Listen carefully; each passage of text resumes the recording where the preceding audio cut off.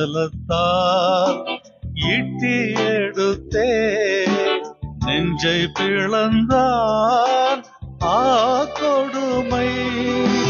நெஞ்சும் பலத்தால் ஈட்டி எடுத்தே நெஞ்சை பிளந்தான் கொடுமை. ரத்தமும் நீரும் ஓடி வருதே ரட்சகரை நோக்கி பார். ரத்தமும் நீரும் ஓடி வருதே ரட்சகரை நோக்கி பார். ஏறுகிறார்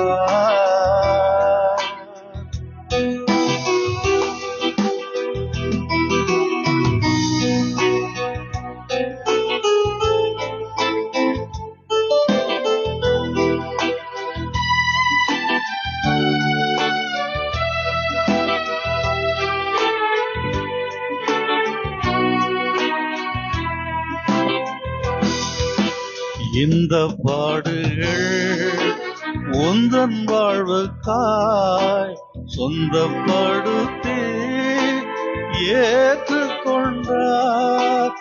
இந்த பாடுகள் உந்தன் வாழ்வுக்காய் சொந்தப்படுத்தி ஏற்றுக்கொண்டார். நேசிக்கின்றாயோ இயேசுநாதரை? நேசித்து வா குருசெடுத்தே.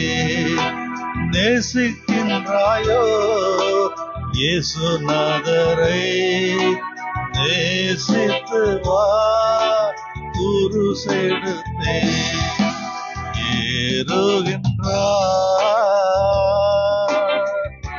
தள்ளாடி தவழ்ந்து களை போடே.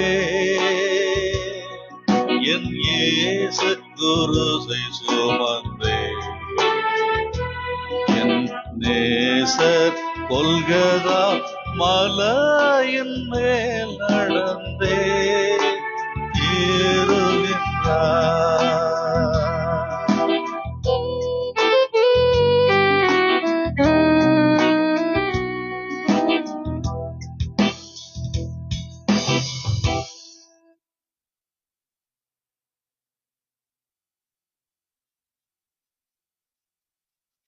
நேற்றும் இன்றும் என்றும் மாறாதவராய் இருக்கிற கர்த்தராகிய இயேசு கிறிஸ்துவின் இனிய நாமத்திற்கு துதி கன மகிமை உண்டாவதாக. கர்த்தரை நோக்கி ஜெபிப்போம். இரக்கம் நிறைந்த அன்புள்ள இயேசு சுவாமி, எங்கள் சுய பலத்தினாலோ சுய ஞானத்தினாலோ அல்ல சுவாமி, கிருபை நிறைந்த உம்முடைய இரக்கங்களினால் உம் வசனங்களை அறிந்து உணர்ந்து அதன்படி ஜீவிக்க எங்களை ரட்சித்தள்ளும். கர்த்தராகிய இயேசு கிறிஸ்துவின் இனிய நாமத்தில் வேண்டிக் கொள்கிறோம் பிதாவே, ஆமென். இந்த அருமையான அதிகாலை வேளையில் கர்த்தருடைய வசனத்தை ஒரு சந்தியின் காலங்களில் தியானிக்க கர்த்தர் கட்டளையிட்ட கிருபைக்காக நான் கர்த்தரை ஸ்தோத்திரிக்கிறேன். நாம் தொடர்ந்து பார்த்து வருவது போல சிலுவையை குறித்த தியானங்களை நாம் தொடர்கிறோம். இந்த நாளின் நம்முடைய தியானத்திற்கான தலைப்பு சிலுவையும் சுகமும், கிராஸ் அண்ட் ஹீலிங். நாம் இந்த வசனங்களை தியானிக்கும் போது சில காரியங்களை நாம் குறித்து கொள்ள வேண்டும். இந்த செய்திகள் ஒரு தலைப்பை தாங்கி வரும். அதன் அடிப்படையில் ஒரு வசனத்தை கொடுக்கப்படும். அந்த வசனத்தில் கர்த்தர் நமக்கு வெளிப்படுத்தும் காரியங்களை நாம் காண்போம். அதற்கு பின்னதாக இரண்டு காரியங்கள் மிக முக்கியமானது. ஒன்று, நாம் எடுக்கும் முடிவு. ஒவ்வொரு நாளிலும் ஒரு செய்தியின் முடிவில் நாம் ஒரு முடிவை எடுக்க வேண்டும் கர்த்தருடைய பாதத்தில்.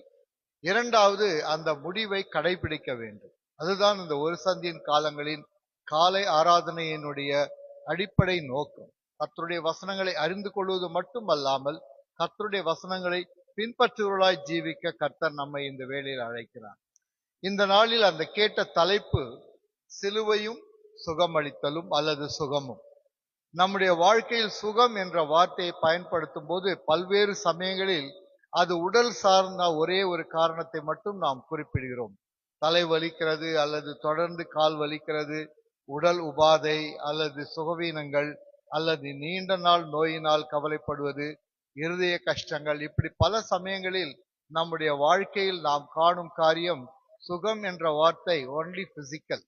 என்று நாம் பார்க்கிறோம். ஆனால் இந்த வேளையில் கர்த்தர் நமக்கு போதிப்பது உடல் சார்ந்த சுகவீனம் மட்டுமல்ல, ஆத்தும சுகவீனங்களும் கூட. ஆதியாகமத்தில் நாம் காணும்போது கர்த்தர் ஆதாமை நோக்கி கூறுகிறது, இந்த பழத்தை நீ பறிக்க கூடாது, இந்த பழத்தை நீ சாப்பிடக்கூடாது, நீ சாப்பிடும் நாளில் நீ சாகவே சாவாய் என்று கர்த்தர் கூறுகிறார். ஆனால் சாத்தானோ சர்ப்பத்தின் வடிவில் வந்து, இந்த பழத்தை நீங்கள் சாப்பிட்டால் நன்மை தீமை அறியத்தக்கதாய் உங்கள் கண்கள் திறக்கப்படும், நீங்கள் சாவதில்லை என்று கூறுகிறான். தொடர்ந்து ஆதாமும் ஏவாளும் அந்த பழத்தை சாப்பிட்ட பிறகு உடல் ரீதியாக அவர்கள் மரணத்தை சந்திப்பதில்லை, அவர்கள் சாவதில்லை. ஆனால் கர்த்தர் முதலாக மனிதனிடம் கேட்ட கேள்வி, நீ எங்கே இருக்கிறாய்? இந்த காலை வேளையில் இதே கேள்வியை கர்த்தர் நம் அனைவரையும் நோக்கி கேட்கிறார், நீ எங்கே இருக்கிறாய்? ஒருவேளை நாம் உடல் ரீதியாக உயிருள்ளவர்களாக இருக்கலாம். Physically we may be sound and moving about, but spiritually we may be dead. And that is why God calls us. And காலை வேளையில் கர்த்தர் அழைக்கும் அழைப்பு அதுதான். நீ சுகவீனம் பெற்றவனாய் இருக்கிறாய், உன்னுடைய ஆத்தும சுகவீனமாய் இருக்கிறது, உன்னுடைய ஆத்தும ரட்சிப்படை வேண்டும் என்று இந்த காலை வேளையில் கர்த்தர் நம்மை நோக்கி அழைக்கிறார். இந்த சுகவீனத்திற்கு அடிப்படையான காரணம் என்ன? இந்த சுகவீனத்திற்கு அடிப்படையான காரியம் நம்முடைய பாவ சிந்தை அல்லது பாவ வாழ்க்கை. இந்த பாவ சிந்தை அல்லது பாவ வாழ்க்கை நம்மை பெரிதான தீங்குக்குள்ளாக அழைத்து செல்கிறதா இருக்கிறது. ரோமருக்கு எழுதப்பட்ட நிருபம் 6ஆம் அதிகாரம் 23ஆம் வசனம். ரோமர் 6:23. பாவத்தின் சம்பளம் மரணம், தேவனுடைய கிருபை வரமோ நம்முடைய கர்த்தராகிய இயேசு கிறிஸ்துவினால் உண்டான நித்திய ஜீவன். பாவத்தின் சம்பளம் மரணம். மரணம் என்று கூறும்போது ஏற்கனவே கூறிய பிரகாரம் நாட் த பிசிக்கல் டெத், உடல் ரீதியான மரணம் மட்டுமல்ல, அதற்கு மேலான ஆத்தும ரீதியான மரணம். இந்த காலகட்டங்களில் பாவத்தை குறித்த சிந்தனைகள் மிகவும் குறைந்து போய் கொண்டிருக்கிறது. பாவம் என்ற வார்த்தை குறித்த சிந்தனைகளை நாம் அனுமதிக்கிறதும் இல்லை. பாவத்தை குறித்து கூறப்படும் போது 4 வகையாக பார்க்கலாம். ஒன்று, நான் பாவி என்று ஒற்றுக்கொண்டு நான் பாவி என்று அறிக்கையிட்டு அந்த பாவத்திற்காய் வருத்தப்படுகிறவனாய் இருக்கலாம். accepting I am a sinner and feeling guilt, looking for repentance. இரண்டாவது வகையானது accepting sinner, justifying the sin. நான் பாவி என்று ஒற்றுக்கொள்கிறேன், ஆனால் நான் எந்த சூழ்நிலையினால் அந்த பாவத்தை செய்தேன் என்று நான் எனக்குள்ளாக ஒரு சமாதானத்தை கூறிக்கொள்கிறவனாய் இருக்கலாம். மூன்றாவது, accepting sinner, comparing with others. நான் பாவி என்ற அறிக்கையிட்ட அதே வேளையில் என்னுடைய பாவம் சிறிய பாவம், மற்றவர்கள் செய்யும் இதைவிட பெரிய கொடிய பாவம், எனவே அவர்களுடைய பார்வையில் நான் சிறிய பாவி, கர்த்தருடைய பார்வையில் நான் சிறிய பாவி என்று மூன்றாவது வகையாக எண்ணமாக இருக்கலாம். நான்காவது வகை, not accepting sinner, doomed vision. அதாவது நான் பாவி என்று நான் ஒத்துக்கொள்ள மனதில்லை, தயங்குகிறேன் அல்லது ஏற்றுக்கொள்ள மறுக்கிறது. ஏனென்றால் என்னுடைய வாழ்க்கை ஒரு குருட்டு வாழ்க்கையாக இருக்கிறது. இந்த 4 வகையில் நாம் எந்த வகையில் இருப்போம்? நான் பாவி என்று அறிக்கையிட்டு மனஸ்தாபப்படும் போது நமக்கு ரட்சிப்பு உண்டு, நமக்கு சுகம் உண்டு, கர்த்தருடைய பிரசனம் நம்முடைய வாழ்க்கையில் நிற்கிறது. ஆனால் நான் பாவி என்று ஏற்றுக்கொள்ள மறுக்கும் போதோ, ஆனால் உலகத்தில் பாவிகளில் நான் பெரிய பாவி அல்ல, நான் சிறிய பாவி என்று பாவத்தை நாம் அளவிட்டு கூறும்போது நாம் கர்த்தரை விட்டு பின்வாங்கி போகிறவர்களாய் இருக்கிறோம். ஆகவே இந்த காலகட்டங்களில் நம் பாவங்களை உணர ஒவ்வொரு ஆராதனையிலும் நமக்கு கொடுக்கப்படும் வாய்ப்பு அந்த பாவ மன்னிப்பு. ஒவ்வொரு திருவிருந்து ஆராதனையிலும் திருவிருந்து எடுப்பதற்கு முன்னதாக போதகர் நமக்கு அழைக்கும் அழைப்பு, உங்கள் பாவத்தை நீங்கள் அறிக்கையிட்டு கர்த்தரிடம் மன்னிப்பை பெற்றுக்கொள்ள கர்த்தர் அழைக்கிறார். ஆக இந்த காலை வேளையில் சுகம் பெற ஒரே வழி உண்டென்றால் அது பாவத்தின் சம்பளம் மரணம் என்பதை உணர்ந்து அந்த பாவத்தை விட்டு கர்த்தர் கட்டளையிடும் பாதையில் செல்வதுதான். அந்த பாவ நிவிர்த்தி எப்படி செய்யப்படும்? ஆதாம் நிமித்தம் இந்த உலகம் சபிக்கப்பட்டது, ஆபேலின் இரத்தத்தினால் இந்த உலகம் சபிக்கப்பட்டது. இப்படி ஒவ்வொரு காரியங்களினால் ஒரு வகையிலும் சாபம் நிற்கிறது. ஆனால் வேத வசனம் என்ன சொல்லுகிறது? லேவியராகம் 28ஆம் அதிகாரம் 61ஆம் வசனத்தை பார்ப்போம் என்றால், பாவத்திற்கான நிவிர்த்தி, ஆத்தும பாவ மன்னிப்பிற்கான நிவிர்த்தி ரத்தம் சிந்துதலே. ரத்தத்தில் உயிர் இருக்கிறது, எனவே ரத்தம் சிந்துதல் பாவத்திற்கான நிவிர்த்தி என்று அந்த காலகட்டங்களில் ஆடு பலியிடப்பட்ட அந்த ரத்தம் நிலத்தில் சிந்தப்பட்டது. அதே அந்த ரத்தத்தின் அடிப்படையில் கர்த்தராகிய இயேசு நமக்காக ரத்தத்தை சிந்தி, அவருடைய பழுதற்ற ரத்தம் சிலுவையின் மரத்தில் இருந்து தரையில் விழுந்த அந்த நிமிடம் நாம் பாவ மன்னிப்பை பெற்றவர்களாகிறோம். இந்த உலக வாழ்க்கையில் பாவம் என்ற காரியம் நீக்கப்பட்டு பரிசுத்தம் என்ற காரியம் நம் மேல் சுமத்தப்படுகிறது. அவருடைய தழும்புகளால் நாம் குணமாகிறோம். அவர் நம்முடைய பாவங்களை ஏற்றுக்கொண்டார். அவர் நம்முடைய மீறுதல்களினால் தண்டிக்கப்பட்டார். இதை உணர்ந்து அறிக்கையிடுகிற நாம் தொடர்ந்து பாவ சிந்தனையில் ஈடுபடுவதின் காரணம் என்ன? ஒன்று, கர்த்தரை குறித்த பயம் குறைந்ததாக இருக்கலாம், அல்லது கர்த்தரை குறித்த சிந்தை அற்றவர்களாய் உலக வாழ்க்கையில் நாம் ஜீவித்துக் கொண்டிருக்கலாம். கலாத்தியருக்கு எழுதப்பட்ட நிருபம் 3ஆம் அதிகாரம் 13-14 வசனம். கலாத்தியர் 3:13-14. மரத்திலே தூக்கப்பட்ட எவனும் சபிக்கப்பட்டவன் என்று எழுதியிருக்கிறபடி கிறிஸ்து நமக்காக சாபமாகி நியாயப்பிரமாணத்தின் சாபத்திற்கு நம்மை நீங்களாக்கி மீட்டுக் கொண்டார். ஆபிரகாமுக்கு உண்டான ஆசீர்வாதம் கிறிஸ்து இயேசுவினால் புறஜாதிகளுக்கு வரும்படியாகவும் ஆவியை குறித்து சொல்லப்பட்ட வாக்குத்தத்தத்தை நாம் விசுவாசத்தினால் பெரும்படியாகவும் இப்படி ஆயிற்று. அற்புதமான ஒரு வசனம். ஆசீர்வாதம் ஆபிரகாமுக்குரியது என்று கர்த்தரை கட்டளையிட்டார். உன்னை ஆசீர்வதிக்கிறேன், உன் பெயரை பெருமைப்படுத்துவேன் என்கிறார். உன் மூலமாய் சகல ஜாதிகளும் ஆசீர்வதிக்கப்பட்டிருக்கிறது என்று கர்த்தர் கட்டளையிட்டார். இது நிமித்தம் யூதர்கள் ஆசீர்வாதம் யூதர்களுக்கு மட்டுமே உரியது, யூத சமுதாயத்திற்கு மட்டுமே உரியது என்ற சிந்தையில் இருந்தார்கள். புறஜாதியர்களோ பின்வாங்கி போனவர்களாய் நமக்கும் இந்த ஆசீர்வாதத்திற்கும் சம்பந்தம் இல்லை, நமக்கும் இந்த வளர்ச்சிக்கும் சம்பந்தம் இல்லை, நமக்கும் சமாதானத்துக்கும் சம்பந்தம் இல்லை என்று சிந்தித்திருக்கும் பொழுது இந்த வசனம் தெளிவாக கர்த்தர் தன்னுடைய இரத்தத்தினால் நம்மை மீட்டுக் கொண்டார். ஆசீர்வாதம் எப்படி ஆபிரகாமுக்கு அருளப்பட்டதோ அதே ஆசீர்வாதம் புறஜாதியான மக்களுக்கும் அருளப்படுகிறது. இந்த உலகத்தில் உள்ள ஒவ்வொரு மக்களுக்கும் கர்த்தருடைய பிள்ளைகளாய் இந்த சுகத்தை கர்த்தர் கட்டளையிடுகிறார். இந்த வேளையில் கர்த்தர் அழைக்கும் அழைப்பு அதுதான். நாம் வாசிக்கிற எல்லா வசனங்களிலும் பார்க்கும்போது ஆத்தும ரட்சிப்பை குறித்து மிகவும் உன்னதமாக கூறப்படுகிறது, மிகவும் முக்கியமாக கூறப்படுகிறது. எனவே இந்த காலை வேளையில் நல்ல ஒரு தருணத்தை கர்த்தர் நமக்கு கட்டளையிடுகிறார். முழங்கால் படியிட்டு நாம் கர்த்தரை நோக்கி, நம்முடைய அருமையான ஒரு பாடல் உண்டு, பாவ சஞ்சலத்தை மீட்க பிராண நண்பன் உண்டே. இந்த அருமையான பாடலை பார்க்கும்போது what a friend we have in Jesus. கர்த்தர் யோவான் 5ஆம் அதிகாரத்தில் கூறும்படி நான் உங்களை நண்பர்கள் என்று அழைக்கிறேன் என்று கூறுகிறார். ஆக இந்த காலை வேளையில் ஒரு நண்பராக நம்மை ஆசீர்வதித்து நமக்காக மரித்து உயிர் தேர்ந்த இயேசு கிறிஸ்துவை நம்முடைய நண்பராக, நம்முடைய தேவனாக அறிந்தவர்களாய் உணர்ந்தவர்களாய் இல்லத்திலோ அல்லது எங்கிருந்து கேட்டுக்கொண்டிருக்கிறோமோ நாம் செய்த பாவத்தினால் உணர்த்தப்படுவோம் என்றால் இந்த காலை வேளையில் நம்மை தாழ்த்தி அறையின் கதவுகளை சாத்தி முழங்கால் படியிட்டு நம் பாவத்தை கர்த்தரிடம் அறிக்கையிட இந்த ஒரு சந்தியின் காலங்களில் கர்த்தர் நம்மை அழைக்கிறார். இந்த பாவங்களை அறிக்கையிடுவது மட்டுமல்லாமல் அந்த பாவத்தை விட்டுவிடவும் கர்த்தர் நம்மை அழைக்கிறார். லூக்கா எழுதிய சுவிசேஷத்தில் ஒருவரை சுகப்படுத்தும் போது, அந்த படுக்கையிலேயே திமிர்வாதமாய் இருந்த ஒருவரை சுகப்படுத்தும் போது கர்த்தர் சொல்கிறார், நீ போ, இனி பெரிதான தீங்கு வராதபடி பாவம் செய்யாதே என்கிறார். Go, henceforth don't do sins that you will get more iniquity, more disturbance. இன்றைக்கு கர்த்தர் நமக்கு கட்டளையிடும் காரியம் அதுதான். உன் பாவங்கள் உனக்கு மன்னிக்கப்பட்டது, நீ எழுந்து நடை என்று சொல்வதோ எது எளிது?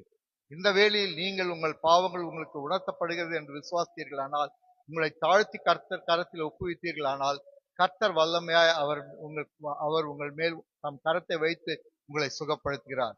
பெற்ற சுகத்தை நாம் தக்க வைத்துக் கொண்டவர்களாய் திரும்பி பாவம் செய்து பெரிதான கேடு நேரிடாதபடி நம்முடைய வாழ்க்கையை பரிசுத்தப்படுத்த கர்த்தர் நம்மை அழைக்கிறார். இந்த ஒரு சந்தியின் காலங்கள் அதற்காக நியமிக்கப்பட்ட காலங்கள். நம்முடைய பாவங்களை கர்த்தர் நமக்கு வெளிப்படுத்தும் காலங்கள்.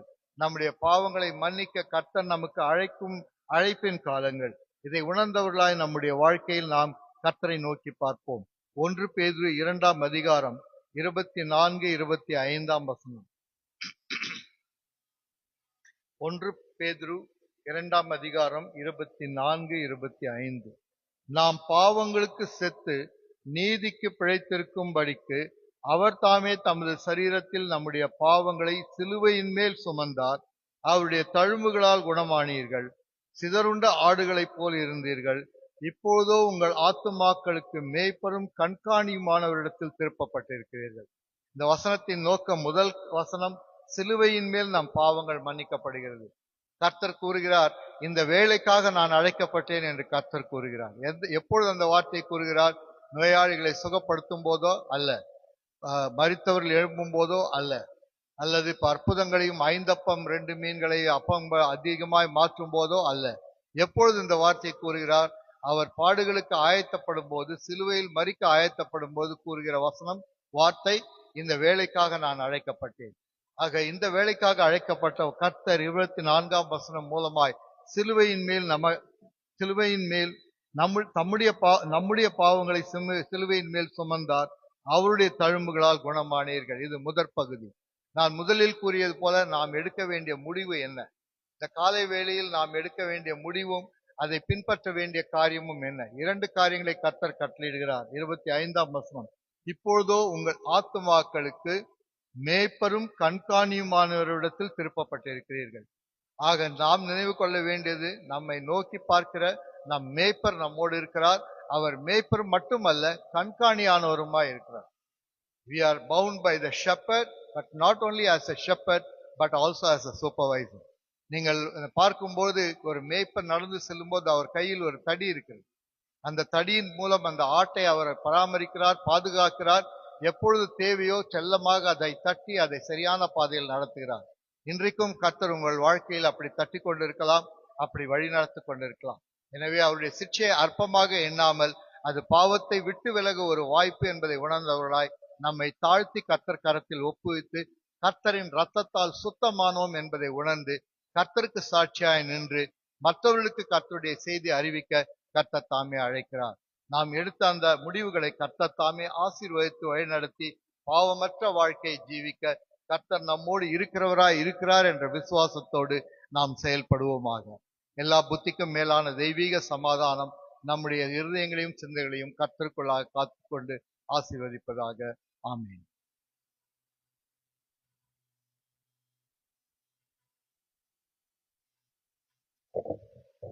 நாம் ஜெபம் செய்வோம்.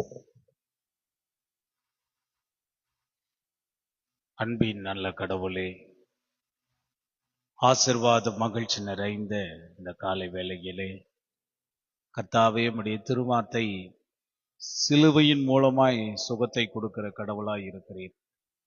பாவத்தின் வழியாய் மீட்பை கொடுக்கிறீர். பாவத்தின் வழியாய் எங்களை மன்னிக்கிறீர்.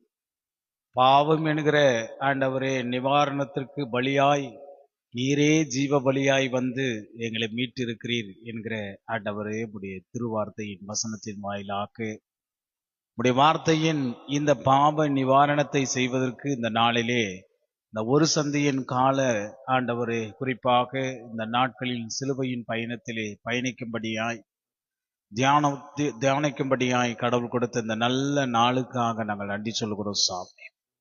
நல்லவரே, வல்லவரே, வாழ்வு கொடுப்பவரே, எங்களுடைய வாழ்க்கையிலே போதுமானவராய் இருப்பவரே, நன்றியோடு இந்த காலை வேளையிலே ஆண்டவரே உடைய பிள்ளைகளாக நாங்கள் நன்றி செலுத்துகிறோம் சுவாமி.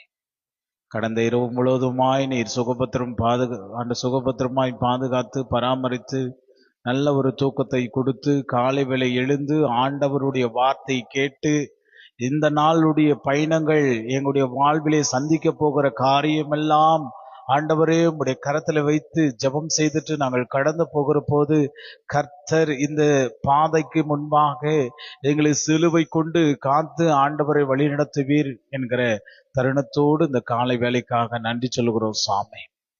கர்த்தர் காலை வேளையிலே அடியார் வழியாக திருவார்த்தையின் வழியாக ஆண்டவரை பேசினதற்காக நன்றி சொல்லுகிறோம். இந்த வார்த்தை எங்களுடைய வாழ்வின் ஆசீர்வாதமாய் வழிநடத்தும்படியாய் தாங்க சாமி. செய்தி கொடுத்த அருமை ஆண்டவரே ரவிக்குமார் சாருக்காக ஆண்டவரே அவருடைய குடும்பத்துக்காக நன்றி சொல்லுகிறோம் சாமி. குறிப்பாக இந்த நாளிலே கூட இந்த காணொளி வழியாய் பார்த்து கொண்டிருக்கிற மக்களுக்காக வேண்டுகிறோம். கர்த்தருடைய தெய்வீக கரத்தினாலே உம்முடைய ஆசீர்வாதம் நிறைந்து வழி நடத்தும்படியாய் தாங்க. அவ்வண்ணமாகவே உடைய ஆண்டவர் திருச்சபையினுடைய பொறுப்பாளர்கள் தலைவர் திரு பிரபு ஞானசெல்வம் ஐயாவுக்காக ஆண்டவரே இந்த காலை வேளையில வந்து இதோ உம்முடைய வார்த்தையும் வசனத்தோடு ஆண்டவரே இந்த காலையில் பாடல் வழியாய் துதிக்கும்படியாய் தந்தமைக்காக நன்றி சொல்கிறோம். ஐயாவுடைய குடும்பத்தையும் ஆண்டவரே நீர் ஆசீர்வதிங்க சுவாமி, இப்படி கிருபை இருக்கட்டும். ஆண்டவருடைய எங்கள் திருச்சபையினுடைய செக்ரட்டரிக்காக, ஆண்டவரே விஜயகுமார் அண்ணனுக்காக நாங்கள் வேண்டுகிறோம். அவருடைய குடும்பத்தாரையும் நீர் ஆசீர்வதிங்க சுவாமி.